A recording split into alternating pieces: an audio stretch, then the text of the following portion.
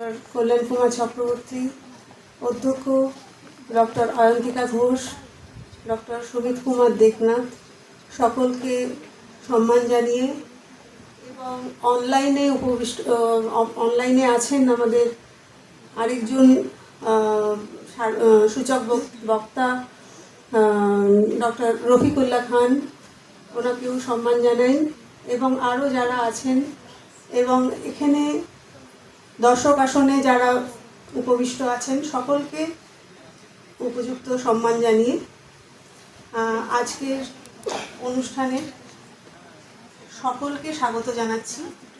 আজ নববালিগঞ্জ মহাবিদ্যালয়ের এই সুন্দর সভাকক্ষে আমরা কলকাতা সোসাইটি ফর এশিয়ান স্টাডিজের পক্ষ থেকে রবীন্দ্রনাথ ঠাকুরের 166তম জন্মবার্ষিকী উদযাপনের জন্য একত্রিত হয়েছি। কবিগুরুকে সম্মান জানিয়ে ও প্রণাম জানিয়ে উপস্থিত সকল অভ্যাগতজন, মাননীয় বক্তা, কলেজের সকল অধ্যাপক অধ্যাপিকা, ছাত্রছাত্রী, সোসাইটির গবেষকবৃন্দ, সদস্যবৃন্দ যারা উপস্থিত আছেন এবং অতিথিবর্গকে আজকের এই আলোচনা সভায় স্বাগত জানাই।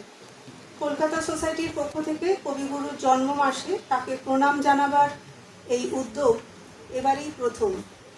এই উদ্যোগকে সার্থক করে তোলার জন্য আমরা নববালিগঞ্জ মহাবিদ্যালয়ের যে সহযোগিতা পেয়েছি তার জন্য মহাবিদ্যালয়ের অধ্যক্ষ অধ্যাপক অয়ন্তিকা ঘোষের কাছে সত্যি কৃতজ্ঞ।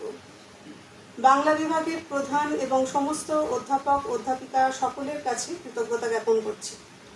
আজ কবি, দার্শনিক, লেখক, চিন্তাবিদ, শিল্পী ও সমালোচক রবীন্দ্রনাথ ঠাকুরকে শ্রদ্ধা নিবেদনের জন্য তার দার্শনিক চিন্তার চর্চাকেই আলোচনার সভার বিষয় হিসেবে নির্বাচন করা হয়েছে। তার রাজনৈতিক দর্শন মূলত রাষ্ট্রনৈতিক চিন্তা। কালান্তরের সূচনাতেই তিনি লিখেছেন যে মানুষ সুদীর্ঘ কাল থেকে চিন্তা করতে করতে লিখেছে তার রচনার ধারাকে ঐতিহাসিকভাবে দেখাই সঙ্গত।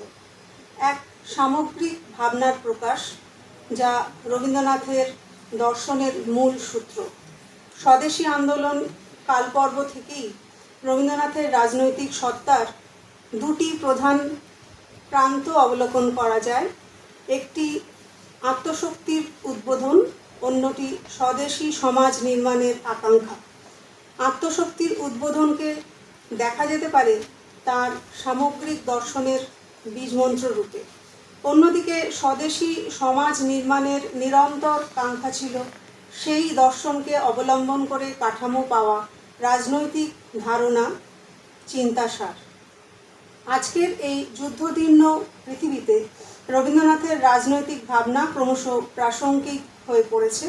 যুদ্ধ ক্লান্ত, নষ্ট রাজনীতির শিকার, অশান্ত পৃথিবী প্রসঙ্গে রবীন্দ্রনাথের দার্শনিক সত্তার পরিচয় পাওয়া যায় তার সভ্যতার সংকট প্রবন্ধে, যেখানে দ্বিতীয় বিশ্বযুদ্ধের বিপন্ন পৃথিবীর দিকে তাকিয়েও তিনি বলেছিলেন মানুষের প্রতি বিশ্বাস হারানো পাপ।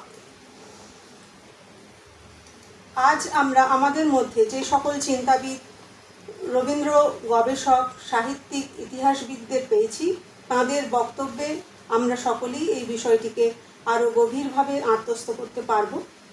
এই আশা রেখে সকল বিদ্বজ্জনকে স্বাগত।